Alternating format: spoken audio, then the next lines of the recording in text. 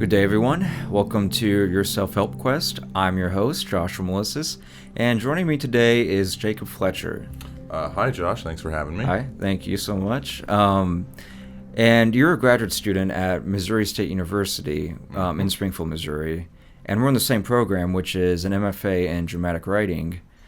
And just to start off, like, how many classes are you taking this semester, and how many have you taken so far? Wow. I have to think for a second. Okay, so I'm taking 9 credit hours this semester, and then over the course of this last year and a half, roughly, I've taken 45. Started out strong and kind of been tapering off as time's gone on. Yeah, which I've like our advisors told us about that, like, because there's a lot of us like in the same classes, like in the beginning, at least in the first year, and then less people have kind of like taken classes, and I guess it's just like, which is good because like it was kind of like stressful, at least like in the spring, and I know we were in the same summer class over the summer, which was definitely intense. Yeah, it was, and yeah, I completely agree.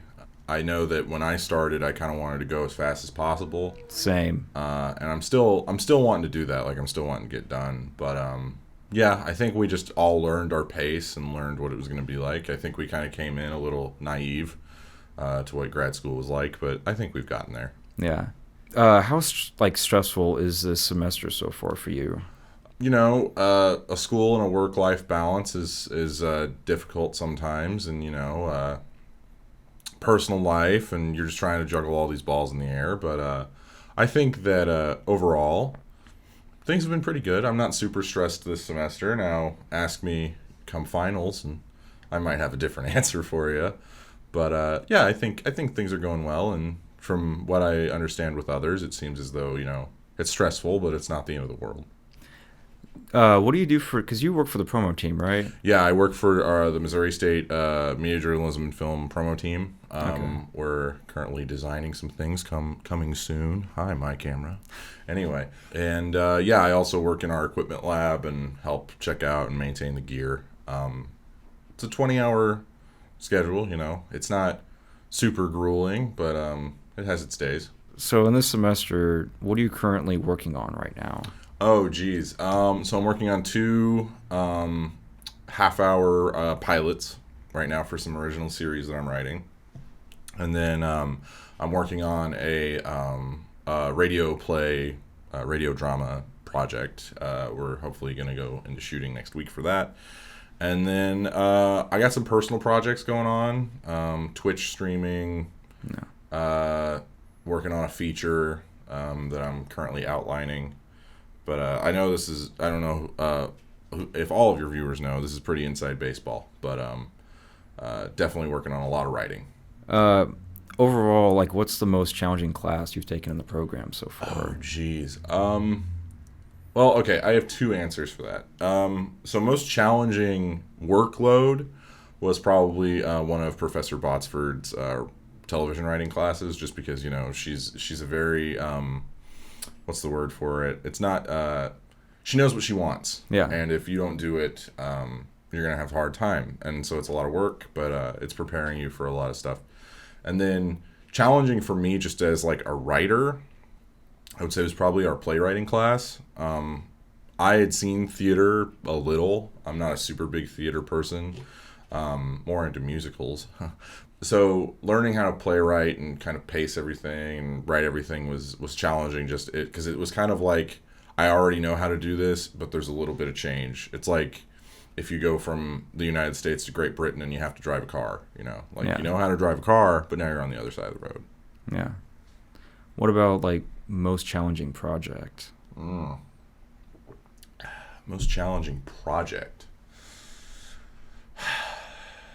I would say that this feature that I'm working on, it doesn't have anything to do with school, but I'm doing a lot of research into a lot of different scientific journals.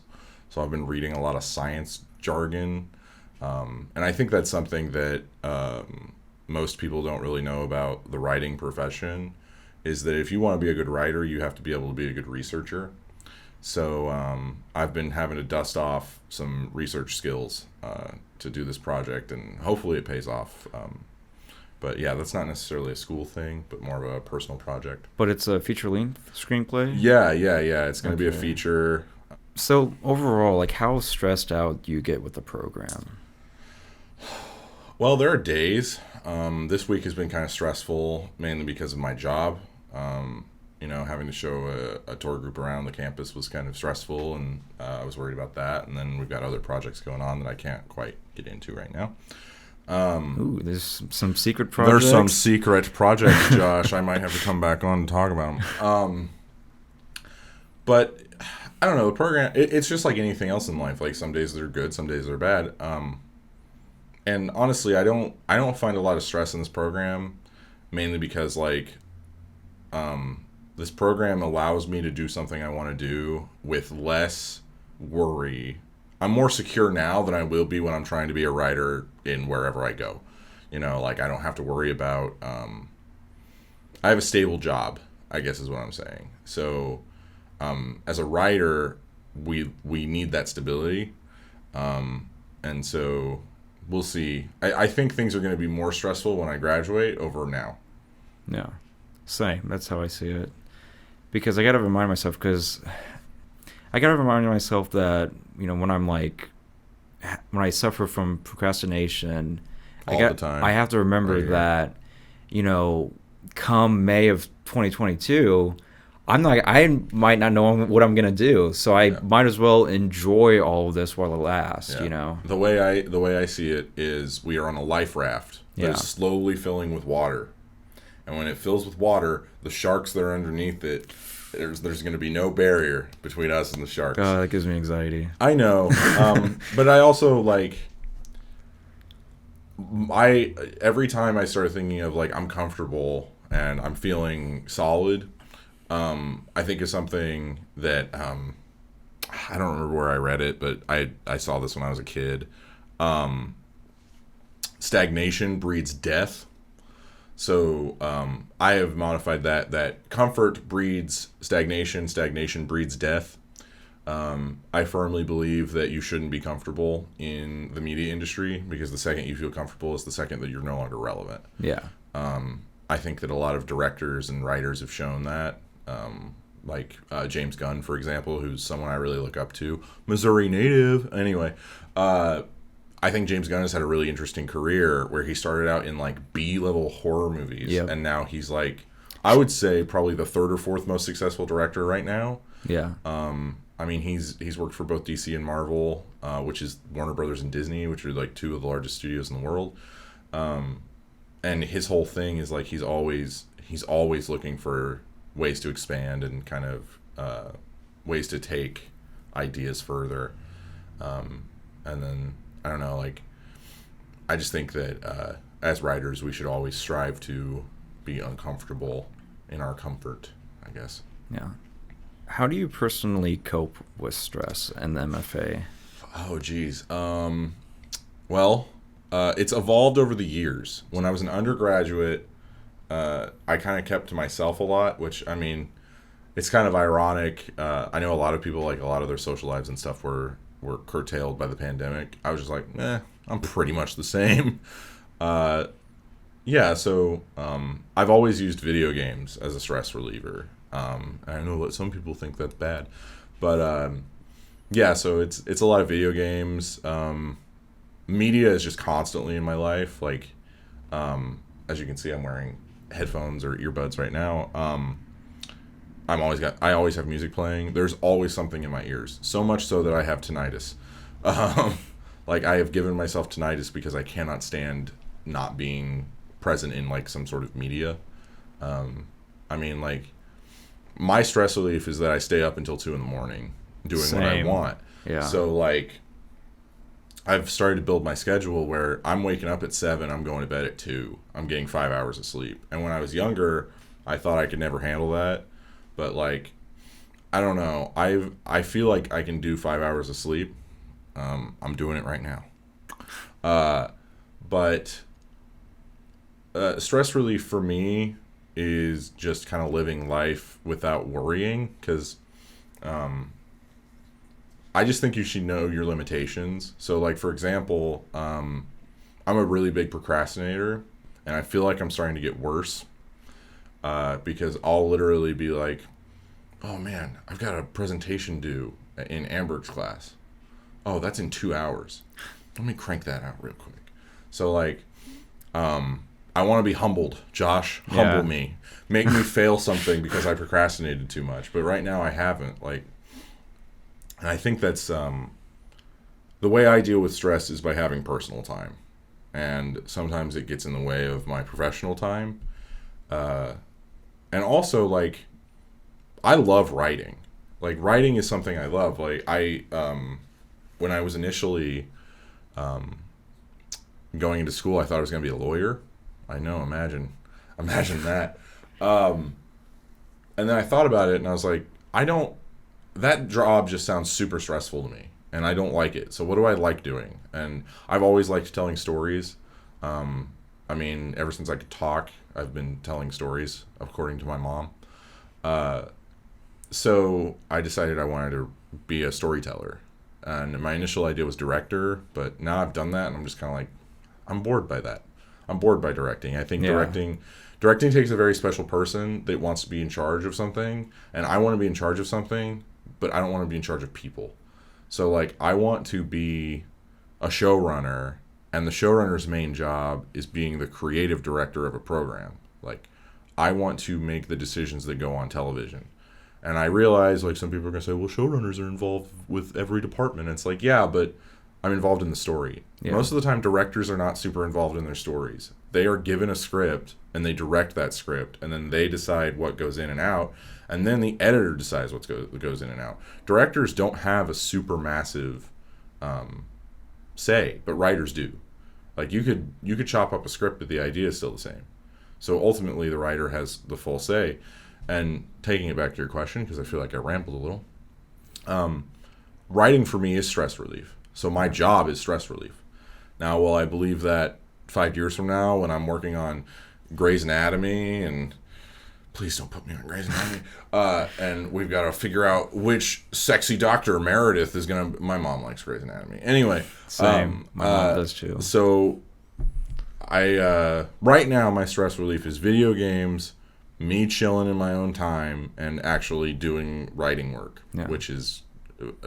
I'm very grateful that my stress relief is also my job. Well, damn, I guess we have more common than I thought, because I feel the same way about directing, because as an undergrad, I directed, like, so many, like, different, like, short films, and so by the time I got to the capstone class, like, I was just burned out. Mm-hmm. And then the pandemic happened, and so that was, like, the quarantine was, like, a nice, stress relief from school. Yeah, I think our generation is in a really weird spot when it comes to stress in general, which is one reason why I think this is a really interesting premise to be discussing. Because if you think about, our generation was born in the late 90s, like, I was born in 98. I know some people in our program are older than that, but, like, most of us are around, like, early 20s. Yeah. So that means we were born right before 9/11. We then were children during the Great Recession. We were then teenagers when Donald Trump got elected, and whether you like him or not, he definitely changed how America functions. You can't deny that, for good or for worse. And now we're in a pandemic. So we've lived through 4 massive stressful things, whether it's stressful in a good way or stressful in a bad way. I can't say. But I think that our generation just has to deal with stress differently. And also, like, social media is a thing, and that's another stressor. Yeah. And people are more connected now than ever, but they're also more isolated. So I don't know. I think stress is a very key motivator for our generation specifically. But yeah, that's my whole diatribe on stress. Yeah, and I've, like, avoided, like, social media, because I used to be on Facebook and Instagram, and then I just quit cold turkey, and it's, like, the best thing ever. Yeah, and where's my... Okay, get off Facebook. They are terrible people. Yeah, I think that social media can be very stressful, and I think you have to know how to limit it. And, like, I use social media to look at puppy dogs and kittens. That's the proper way to use it. Exactly. Yeah. And, like, that's what I think the purest form of social media is like, here's something good that's happening to me. Yay. Now, of course, then you get into FOMO and all that other blah, blah, blah. But yeah, I think social media is a problem, and I think knowing your limits, like anything in moderation, Yeah. except for like hardcore drugs. But that's neither here nor there. So going back to procrastination, because I suffer from it, and I just wonder like how other people like deal with it. So how do you deal with it? Oh, geez. Well, first of all, when you say suffer from it, I've never really thought of it as like a condition. Yeah. But like now that you say that, it's like, yeah, I think I do suffer from procrastination, where it's like I could do that thing, or I could look at YouTube for 3 hours. That's my social media addiction, is YouTube. The way I deal with it is, like I said earlier, I just know my limits. And it's like, okay, I know how long this will take me. So I can wait until it's that long, until it's due. So like, for example, this was when I was an undergrad, I had a 20-page paper due, and I did it the night before it was due. Because I was like, oh, it's double-spaced? 10 pages? Pff, I could do that in a night. I did it in a night. And I'm not like trying to brag or anything, because I know like when I say that, I have a serious problem. That is a bad thing to do. But yeah, I deal with procrastination by knowing how long I can do it. Yeah. And then I force myself. And then I just turn on music. I just turn on music. I've tried like having YouTube videos on in the background, and then I'm just like, oh cool, look over there. Oh, there's a puppy. And then I just get distracted. So I just put on music and just go. And then I don't know if you do this. I haven't talked to any writers about this, but like when I am writing action scenes, I listen to anime music. And I know or rock music, or like something with an up tempo. Yeah. And when I'm writing like dramatic scenes, I go into like more like soft kind of music. And I find that helps me a lot. Also with procrastination, because like I have songs that I've trained my brain, when I hear them, it's like, oh, time to work. Okay, here we go. So like I have like Thunderstruck by AC/DC. Anytime that song comes on, I'm like, okay, what am I doing? What am I working on? So I don't know. I think that you just have to train yourself to do it. Because like I've procrastinated ever since I got into high school. Because like when I was a kid, I would always be the first one done. I would be like, yeah. And then I found out, just because you're the first one done, first of all, doesn't mean you're the best. Second of all, it doesn't mean anything. Yeah. It's literally, you got done first. Okay, now wait for 30 minutes. So when I got into high school, I was just like, I'm just going to take my time. And it's devolved into, I'll do the work that you need me to do when I have to. But when it like comes to like a job, I do that stuff quickly. But when it's like schoolwork, it's literally, I will wait until I can't anymore. Yeah. And that is not good. Again, Josh, humble me. I want to be humble. Well, I want one of our professors to be like, Jacob, this is the worst thing I've ever read. It seems like you wrote this in an hour. And I'd be like, because I did. Well, I will say that one of the good things about procrastination, at least from my experience, is that it puts you into the pressure's on. Yeah. So sometimes it makes me come up with like ideas a lot quicker. Yep. See, I call that the monster. The monster is always behind you. And when's it going to start chasing you? It's like, oh, yeah. I'm watching the clock. Monster's coming. So, yeah, I completely agree. I think that it's weird being a creative in a sense. Because, like, if you're like a construction worker, it's like, okay, you build this building this way. It's like, yeah, up to code? Yeah, okay. But when you're a writer, it's like, okay, how do you start this story that no one has ever told ever? Like, yeah, Romeo and Juliet's the thing, but now tell Bonnie and Clyde. And it's like, okay, well, it's a love story. Yeah, but it's a completely different love story. So it's like, I have to figure out how to get into the story. I have to figure out how to make people interested in the story. And I have to figure out how to end it. And I have to do that quickly. So it's just, I agree with you. I think procrastination makes creative people think faster. Yeah. And I think it makes your brain, I think a different part of your brain activates when you have stressful, like, time things going on. Where it's like, okay, we got to do quick. And that's another reason why outlining sucks. Because I'm like, I have less freedom. And I know, like, just going to procrastination. I think procrastination is a good thing in very small doses, and I think that it's a good thing in certain things.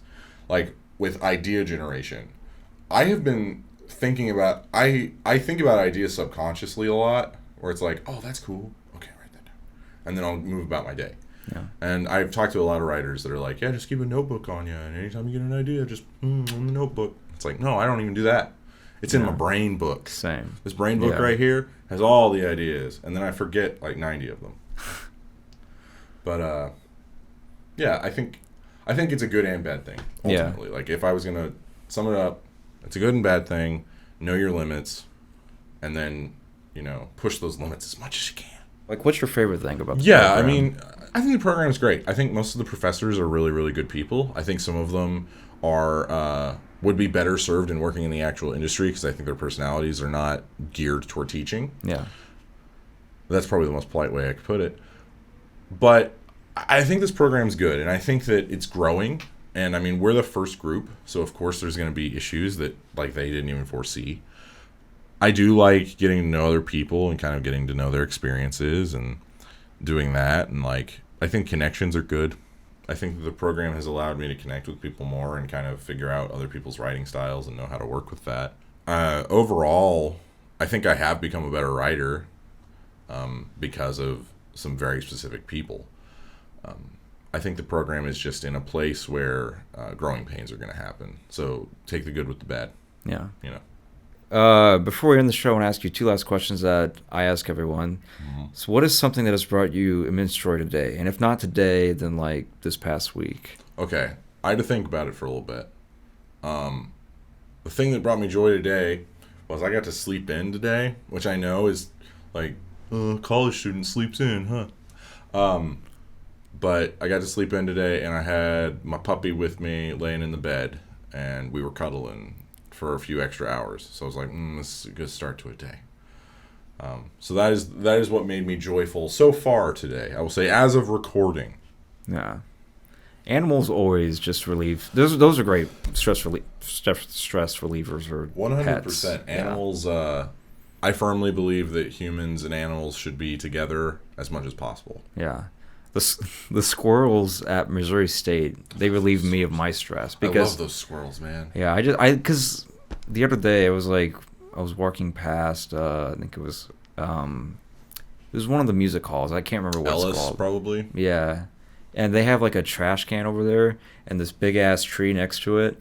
And I swear, there was like 6 or 7 squirrels just within my sight. I was like, Jesus, this is a lot of squirrels. Like so many squirrels. It's like the birds, but with squirrels. Yes. First of all, that'd be it. I would call that squirrels go nutters. Quick side story. So when I was a little kid, like 2 years old, I know it's surprising to ever think I was little. When I was a little kid, my grandma lived in this like townhouse, and there was this family of squirrels that lived in this tree, and I would feed those squirrels, and I had a friend squirrel, and his name was Philip. Wait, really? Yes. I'm so jealous because I fucking love squirrels. Yeah, Philip got hit by a car. It was very sad, Josh. But it's okay. He's in squirrel heaven with all the golden acorns he can find. Yeah, I think animals are a big stress reliever. Yeah. And I think that we should, especially when you pet them. Yeah, and if you can't, if you're allergic to like a cat or a dog, get a snake. Yeah. Or like a spider or whatever. Like get a pot-bellied pig. Don't get a pot-bellied pig. Why not? They're extremely smelly. Oh. And pot-bellied pigs aren't actually a thing. They're just baby pigs. I mean, as long as you have them outside. And those pigs get really big. Yeah. And pigs are also insanely smart. Pigs freak me out. That's interesting. That makes me okay, because I know there's a Animal Farm. Yeah. Yeah. Does that make sense now? Yeah. I never knew that before. Pigs are terrifying. They know what's going on. And then our final question: what's something that you need to work on? Well, this podcast is going to be another hour and a half. I don't know. I think that I think asking that question. I think I just need to work on getting better as a person. And like I think I think working on yourself is kind of overused these days. It's like, I'm just working on myself. And it's like, okay. I think that the best way that you can work on yourself is to put one foot in front of the other, get out of bed in the morning, and just do something kind for someone else. And it doesn't have to be a big thing. It could literally be hold a door open for someone. Or, when you're stuck in traffic, let someone get in front of you. Or just do something kind. Yeah. And I think that if we all started doing that, the world would start getting better. Not to end on like a really somber, weird note. But just the way that I feel myself getting better is by finding the humanity in others and seeing it reflected back at me. And I think that we just need to see each other as flawed human beings. Yeah. And like Josh, I realize that you are a flawed human being. Yeah. And I know that I am a flawed human being, and that's okay. And we can get better together, and we can learn better together.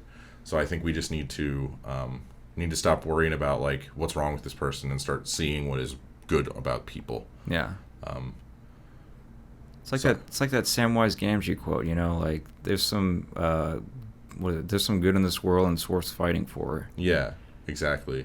And also, I can't carry the ring, Mr. Frodo, but I can carry you. And then he just carried. Yeah, it's just Samwise is a very good character. Yeah. Sam is the hero of Lord of the Rings, and like he is the epitome of he can find good in anyone. Yeah. Except for like the super evil people, but like. And Gollum. He hates Gollum. But I think that we've just lost the ability to see others as human beings. And I think we just that is something all of us need to work on. Just see the humanity in someone. Know that like, if a woman is mean to you at the grocery store, well, she's probably had a hard day. Yeah, exactly. And like, don't be like, well, don't let that anger. Yeah, like from social media and all that. Yeah, don't let that anger keep going. Because like if you say I give you 3 anger, and then Josh is like, I'm gonna multiply that anger, and I give 6 anger. Well, then that anger just keeps getting bigger. Whereas if I give you 3 anger, and then you're like, okay, I'm gonna make that anger a big fat 0. Well, then that's taking anger out of the world. So I think that we just need to just be empathetic. Yeah. And just know that working on yourself is not going to happen overnight. It's like working out. You've got to do the emotional reps to get better. So yeah, just do something kind for someone. Yeah. Literally anything. Like anything. Do something nice. And also like when you do something nice, don't expect something to come from it. Yeah. Just know that you did something nice and make yourself feel better. Like if you hold the door open for someone, they might not say thank you. Well, that's okay. You held the door open for someone and you helped them on their day. Yeah. Or you let someone in traffic, or you gave a nut to a squirrel. That squirrel isn't going to go home to its squirrel family and get squirrel drunk and be squirrel mad. Well, this has been a blast. Yeah, I've had a lot of fun. This was great. But thank you so much for being here. Of course. And a huge thank you to our audience for watching and listening. For more content, please subscribe to Your Self-Help Quest on Apple and Spotify. And I hope you all have a very beautiful day, and please make sure to take care of yourselves. Peace.